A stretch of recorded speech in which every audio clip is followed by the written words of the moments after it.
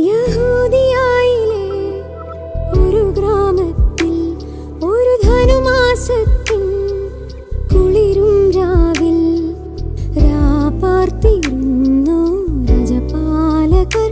ദേവനാദം കേട്ടു ആമോദരായി വർണ്ണരാജികൾ വിടരും വാനിൽ. വെള്ളിമേഘങ്ങൾ ഒഴുകും രാവിൽ.